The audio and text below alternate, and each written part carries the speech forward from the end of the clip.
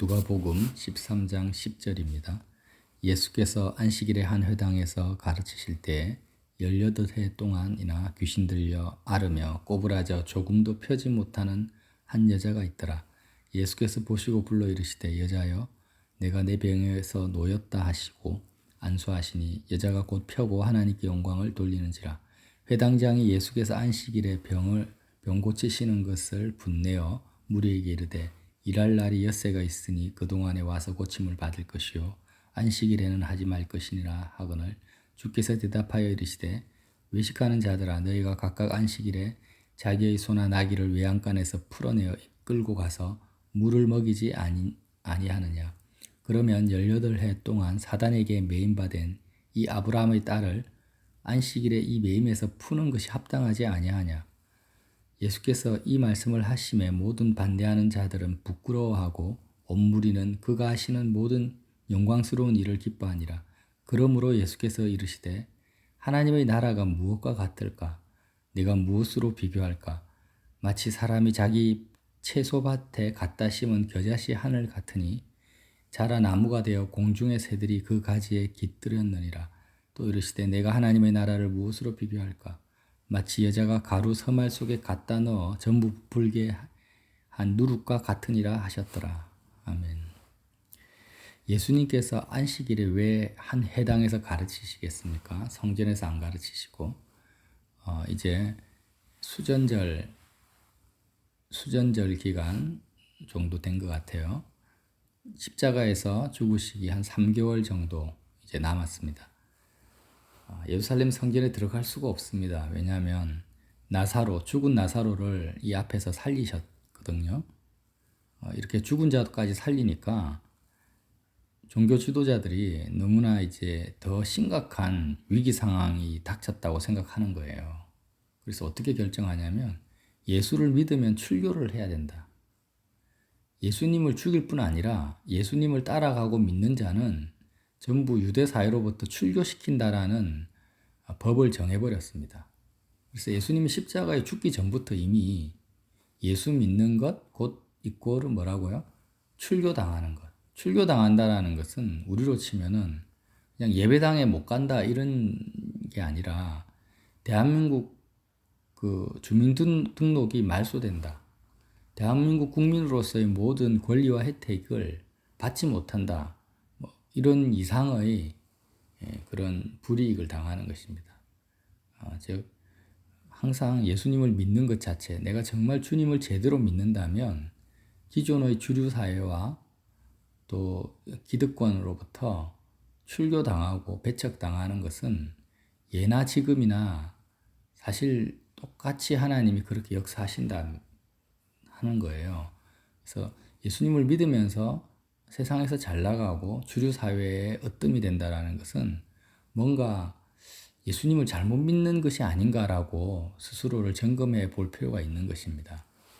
자, 어쨌든 그렇게 죽음의 위기 앞에서 베다니, 예루살렘 성전 주변에 있는 베다니에서 안식일날 회당에 18년 동안 귀신 때문에 귀신 들려서 꼬부라져 조금도 펴지 못하는 한 여자가 있었어요. 그래서 인간의 질병 중에 적지 않은 영역이 무엇 때문에 질병이 떠나지 않는가? 귀신 들림. 사단에게 매인바 되었기 때문에 질병이 떠나지 않는 경우가 있습니다. 이럴 때는 약으로도 안 되고 의사로도 안 되고 수술로도 안 됩니다. 귀신을 쫓아내야만 병이 낫는 경우도 있다라는 거예요. 그래서 주님이 귀신을 쫓아내고 그 여자의 병을 고쳐주십니다. 이 사실을 그 해당장이 보고 책망을 하죠. 안식일에 왜 병을 고치냐. 주님이 찍소리 못하게 말씀을 하시는데 그들이 외식하는 자들아 너희가 안식일에 자기 소나 나귀가 배고프거나 물을 먹지 못할 때 외양간에서 끌고 나가서 물을 먹이지 않냐 짐승들조차도. 그런데 18년 동안 사단에게 매임받은 이 아브라함의 딸을 그 매임에서 푸는 것이 합당하지 않냐. 소나 나귀가 움직이지 못하도록 안식일을 지킨다고 외양간에 묶어두거든요. 그런데 목마를 때 그 매임에서 풀어가지고 물을 먹여주는데 18년 동안이나 묶여있는 뭐예요? 줄에 묶여 있는 것이 아니라 사단에게 묶여 있는 이 딸의 그 병을 고치기 위해서 그 사단의 묶임에서 푸는 것이 어떻게 잘못된 일이냐라고 반박을 하시니까 그들이 너무 부끄러워지고 모든 무리들은 예수님의 영광스러운 일을 기뻐합니다. 자, 이 사건을 전제로 해서 주님이 하신 말씀이 뭐냐면 겨자씨와 누룩 비유입니다. 그러므로 예수께서 이르시되 하나님의 나라 천국이 무엇과 같을까? 주님의 공생의 기간 동안 천국 설교를 정말 많이 하시죠. 대부분의 설교가 천국 설교입니다. 근데 한번 가만히 생각해 보면은 왜 주님이 천국 설교를 많이 하셨을까요? 이들은 다 선민이지 않습니까? 유대인들이잖아요. 그러니까 죽어서 가는 천국을 이야기하셨다면 이렇게 구구절절히 천국 설교를 할 필요가 없는 거예요. 그래서 예수님이 말씀하신 천국은 예수님으로 말미암아 지금 내가 가질 수 있고 누릴 수 있고 마음으로 경험할 수 있는 천국을 말하는 것입니다. 이 땅을 살아가면서 예수님을 통해서 주어지는 그 하나님의 나라를 말씀하신 것이지 죽어서 가는 천국을 이야기하신 것이 아닙니다. 그래서 이 하나님의 나라가 무엇과 같습니까? 겨자씨 하늘과 같다라는 거예요. 근데 이 겨자씨가 어떤 겨자씨냐? 마치 사람이 자기 채소밭에 갖다 심은 겨자씨 하늘과 같다. 자라 나무가 되어 공중의 새들이 그 가지에 깃드느니라. 여러분 시골에 사신 분들은 이런 풍경을 보셨는지 모르겠어요. 채소는요, 사람의 그 발목이나 무릎 정도밖에 자라지 않습니다. 대부분의 채소가. 그런데 그 아주 키가 작은 그 채소밭이 이렇게 광활하게 펼쳐져 있는데 그 채소밭 중간에 3m, 4m, 5m 되는 큰 나무가 한 그루 자라 있다고 생각해 보세요. 그러면 그 풍경을 생각해 보면 우리가 눈을 들어서 탁 쳐다보면 뭐가 들어오겠습니까? 한눈에 거대한 나무가 들어오지 그 많은 채소들이 집중이 되지 않습니다. 주님이 이 비유를 말씀하신 그 목적은 뭐냐면 하나님의 나라가 그와 같다라는 거예요.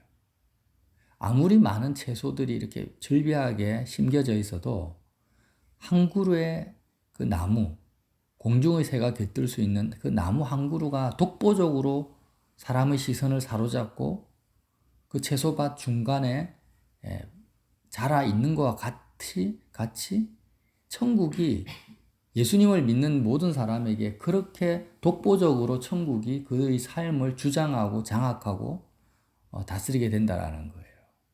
그게 천국이라는 거죠. 왜 이런 말씀을 하셨냐면, 자, 안식일날 회당에서 18년 동안 귀신에게 매여서 허리가 꼬부라진 그 여인과 철저하게 율법을 지키는 그 회당장 이 두 사람 중에 누가 더 사단에게 매인받은 사람입니까? 회당장이라는 거예요. 이걸 말씀하시는 거거든요. 회당장이 훨씬 더 마귀에게 매인받은 사람입니다. 오히려 18년 동안 귀신에게 매인받은 이 여인은 고침을 받습니다. 예수님을 만나서 고침받고 자유를 얻고 진정한 안식일을 지키게 되는 거예요.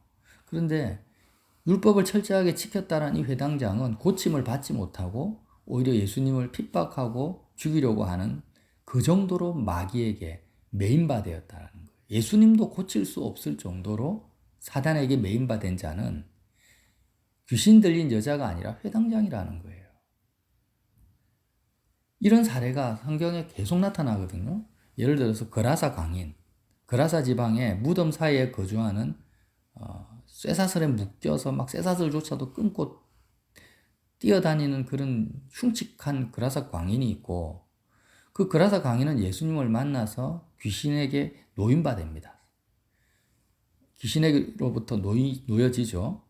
그런데 그 귀신들이 돼지 우리 속에 들어가서 돼지들이 전부 익사해버리니까 귀신을 쫓아내신 예수님을 그 그라사 지방에서 나가라고 쫓아내어버린 사람이 누구냐? 돼지 주인들이에요.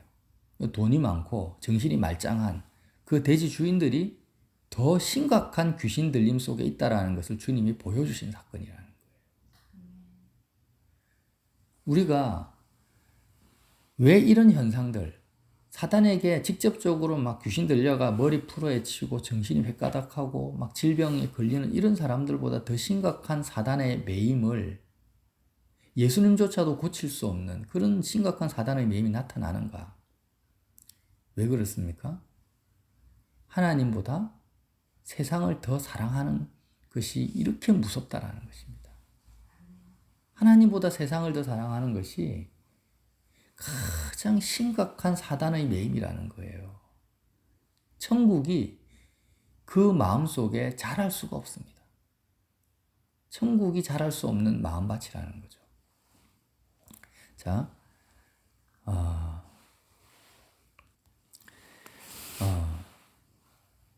어떤 심각한 사단의 매임을 우리가 경험하게 되냐면 하나님을 금송아지로 만들어버릴 때 이런 회당장과 같은 일이 벌어지는 거예요. 자, 하나님은 신이시니까 신격을 가지고 있어요. 그러니까 신격, 신의 성품이죠. 신의 성품 이러면 좀 와닿지가 않으니까 그냥 인격이라고 편하게 이야기를 하겠습니다. 인격을 가지신 분이고 또 인격과 동등하게 주권과 능력을 가지신 분입니다. 그럼 하나님, 신 이렇게 생각하면은 인격성이 있고 하나님의 인격성이 있고 주권과 능력이 있습니다. 그런데 금송아지라는 것은 뭐냐면 이 인격성을 빼버리는 거예요. 하나님의 그 존재에서 인격성 자체를 소멸시켜버리고 하나님의 능력만을 취할 때 이것이 금송아지가 됩니다. 그러면 인격성은 누가 가지냐? 나만 가지는 거예요. 나만. 내가 원하는 뜻, 내가 원하는 계획, 내가 원하는 소원을 내가 거기에 하나님께 대입시켜서 하나님의 능력만을 내가 취하는 것이 금송아지입니다. 내가 만든 신이죠. 회당장은 왜 지금 18년 동안 귀신 들린 이 여인을 긍휼히 여기지 않았을까요? 자기 소나 염소는 긍휼히 여기면서 그가 율법을 철저히 준수하는 이유가 뭘까요? 하나님과의 인격적 교제와 사랑의 관계 속에서 율법을 지킨 것이 아니라 거래를 했던 거죠. 모세 율법을 내가 잘 지킬 테니까 하나님의 능력을 나에게 베풀어 달라. 축복을 베풀어 달라. 율법을 지키면 복을 받고 안 지키면 저주를 받는다라는 신명기 말씀을 적용해서 하나님과 거래하는 관계 속에서 인격성을 소멸시켜버리고 능력만을 취하고 있는 자였던 거예요.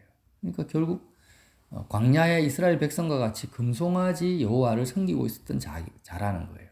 자, 이런 상태가 뭐냐면 가장 심각한 귀신 들림을 가져다주는 경우라는 거예요. 그의 마음속에 천국이 자랄 수가 없습니다. 그래서 우리가 아이들을 키울 때도 3살, 4살 이럴 때는 주입식 교육 또 하나님 위해서 기도도 시키고 말씀도 가르치고 좀 부모가 주권적으로 해야 되는데 좀 이렇게 이성이 자라는 사춘기 때가 되고 이렇게 되면 아이들에게 기도를 강요한다든지 율법적인 것을 강요해서는 안 됩니다. 그걸 강요해버리면 심각한 귀신 들림을 아이에게 가져다 줄 수도 있다는 거예요. 사단에게 매여버립니다. 다 그런 건 아니지만 그럴 경우가 굉장히 많다는 것입니다. 그래서 종교를 강요해서도 안 되고 기독교는 종교가 아니지만 하나님 믿는 것을 강요해서는 안 돼요. 철저하게 하나님과 나와의 자유의지를 가진 인간과의 인격적 관계로서의 사랑의 관계로 나아가야 되는 것입니다. 그래서 주님도 바리새인들에게 마태복음에는 책망하시죠. 화 있을진저 외식하는 서기관들과 바리새인들이요. 잔과 대접의 겉은 깨끗이 하되 그 안에 탐욕과 방탕으로 가득하다면서 너희들과 박하와 해안과 근처의 11조는 들이되 율법의 더 중한 바 하나님이 왜 율법을 주셨냐? 율법이 상징하는 게 뭐냐? 정의와 긍휼과 믿음은 버렸도다. 율법의 더 중한 바 정의와 믿음과 긍휼을 버렸다. 율법이라는 것은 하나님의 명령이고 말씀이고 율법 자체는 하나님의 인격성을 말하는 거거든요. 그러니까 율법을 지킨다라는 것은 뭘 의미하냐면 실제로 살아계신 인격적 주체와 뜻과 계획을 가지신 그 살아계신 하나님을 내가 만나는 그 실체를 율법이 담고 있는데, 그것은 버려버리고 하나의 도구로 율법을 사용해서 하나님의 능력만을 취하고자 하는 이 자세 자체가, 이러한 종교생활이 18년 동안 귀신 들린 이 여인보다 더 심각한 사단의 매임을 우리에게 가져다 주는 것입니다. 예수님 자체를 믿지 않아요. 그럼 예수님은 어떤 분이십니까? 예수님은 하나님이신 동시에 사람이죠. 그러니까 사람의 인격성을 그대로 가지고 있으면서 동시에 하나님의 능력을 가지신 분이에요. 근데 하늘에 계신 하나님은 눈에 보이지 않고 예수님은 눈에 보입니다. 그래서 하나님과 사람이 합쳐진 분이 예수님이에요. 완전한 사람이십니다.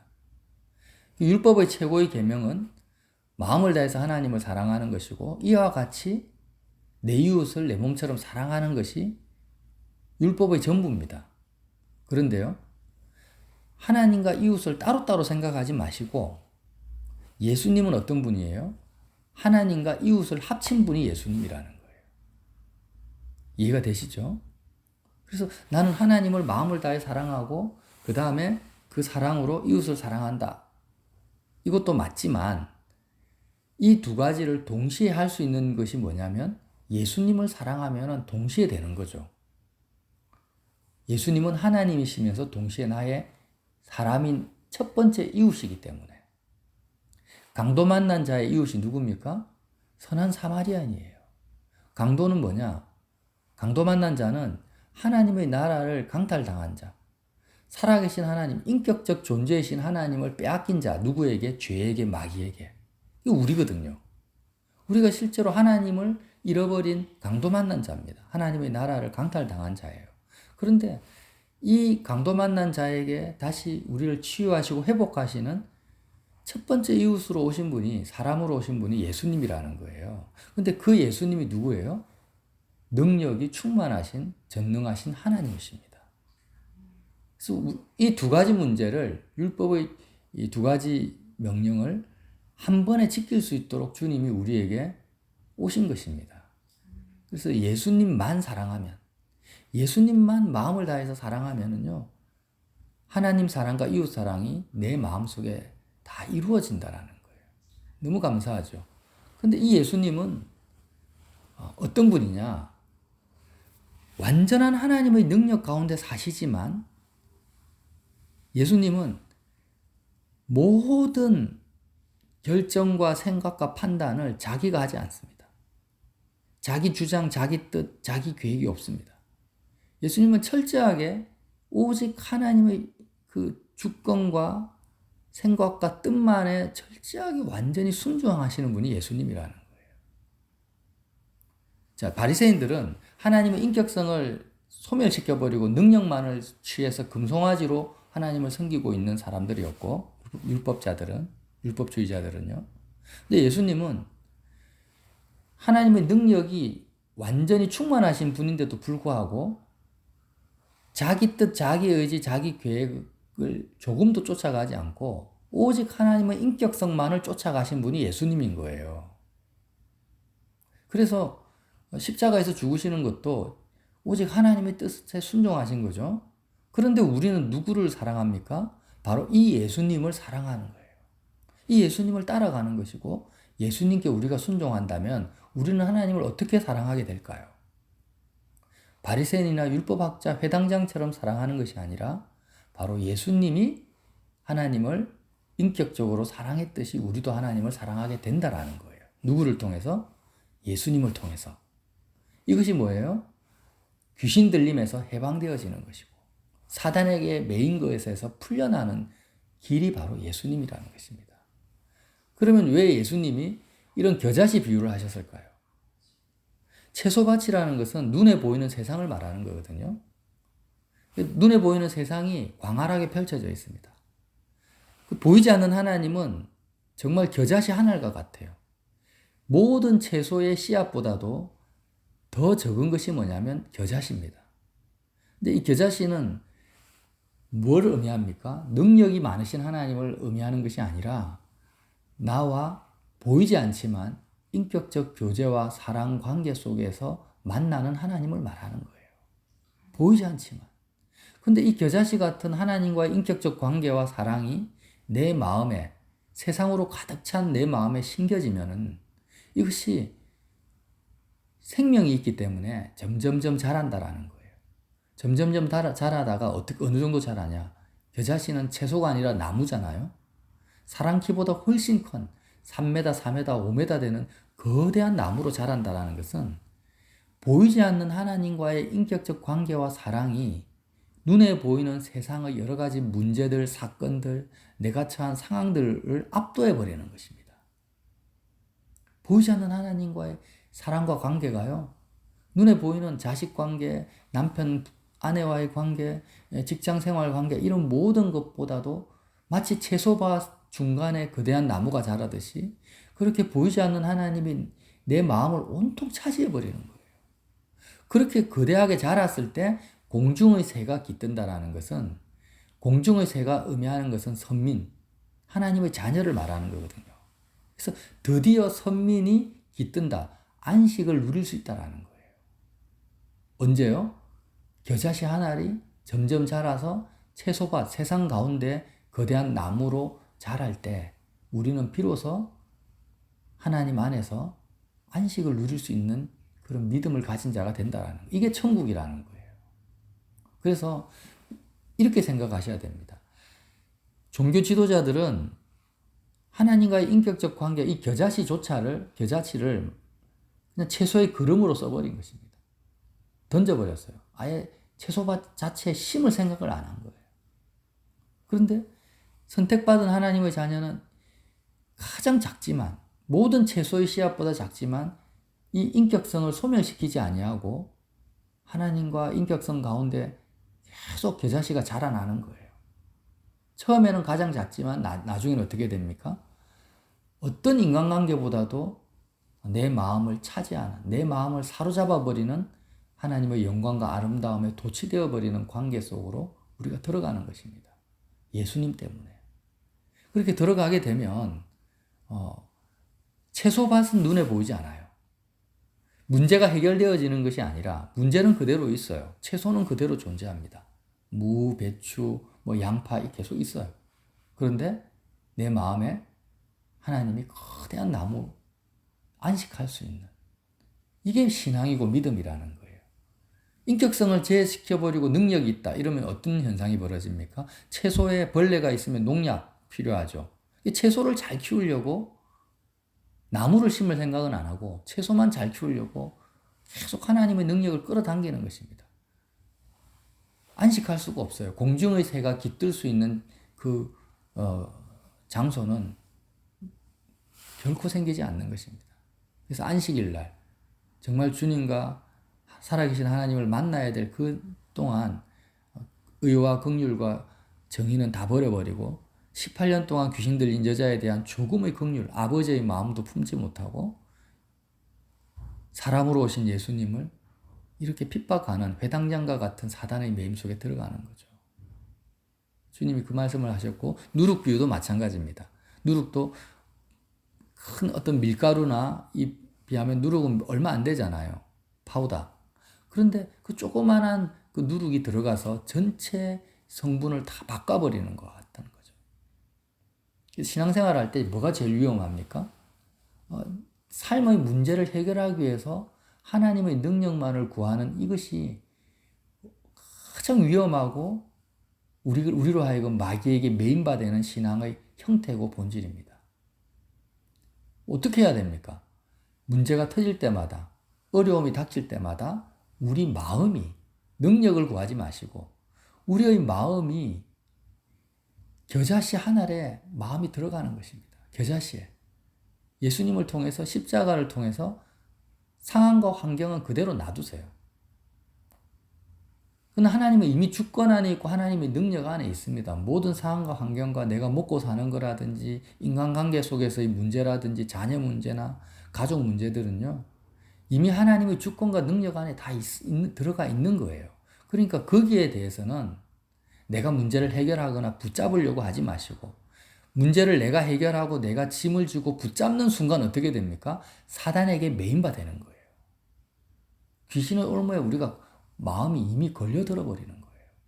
그렇게 하지 말고 하나님이신 동시에 이웃인 분. 하나님과 이웃이 합쳐진 분이 예수님이라고 했죠. 그 예수님께 마음을 드리는 것입니다. 예수님을 따라가요. 예수님께 마음을 드리면 하나님 사랑과 이웃 사랑이 동시에 성취되어지는데 내 안에서 예수님은 어떤 분이라고요? 온전히 능력이 충만하시지만 자기 때로 능력을 조금도 쓰지 아니하시고 하나님의 인격성 안에서 순종하신 분이 예수님이십니다. 그래서 그 예수님만 따라가면 그 그리스도와 연합하면 우리 마음속에 있는 겨자씨가 점점 자라는 것이죠. 예수님과의 사랑의 관계가 커질수록 겨자씨가 점점 자라요. 문제는 내버려 두라는 거예요. 내버려 두고 나무가 커지기만을 거기에 집중하면 되는 거예요. 이 기도의 초점이 여기에 있습니다. 근데 우리가 여태까지 신앙생활을 할 때 이 회당장이나 율법주의자처럼 신앙생활을 많이 해왔던 것을 부인할 수가 없습니다. 그래서 문제가 해결되어져도 믿음은 자라지 않고 마음의 안식은 없었던 거예요. 그러나 이제는 십자가 복음을 받아들인 이제부터는 어떻게 해야 될까요? 어떤 풍랑이 일어나도 문제가 생겨도 그거는 중요한 게 아니야. 내가 그 문제에 마음을 쓰고 내 마음을 빼앗기는 것 자체가 귀신에게 매이는 것을 이제 아는 거예요. 이게 굉장히 중요한 지혜거든요. 그리고 어쨌든지 간에 내가 탈출해 버립니다. 이스라엘 백성이 홍해를 건너서 출애굽한 것처럼 눈에 보이는 모든 채소밭에서 매이지 아니하고 채소가 썩어가든 풍성하든 상관하지 마시고 오직 하나님과의 인격성만을 키워가는 거예요. 마음을 하나님께 드리는 거거든요, 이게. 자녀에게도 세상 일에게도 마음을 빼앗기지 않습니다. 무엇보다도 마음을 지켜라. 생명의 근원이 이에서 난다고 하셨거든요. 그러니까 이 마음을 오직 십자가를 통해서 세상으로부터 회수해서 하나님께만 드리는 일에만 집중하면 나머지 모든 것은 하나님의 주권과 능력이 알아서 역사하는 것이 뭐예요? 안식이라는 것입니다. 이게 하나님의 나라고 천국이다. 주님이 그 말씀을 하시는 거죠. 기도하겠습니다. 하나님 감사합니다. 주님, 우리가 하나님을 믿는다라는 그 열심과 열정이 실제는 나 자신이 계속해서 귀신에게, 사단에게 매여버리게 될 수밖에 없는 그런 사단의 괴계 안에서 신앙생활을, 종교생활을 해왔다는 것을 또 보게 됩니다.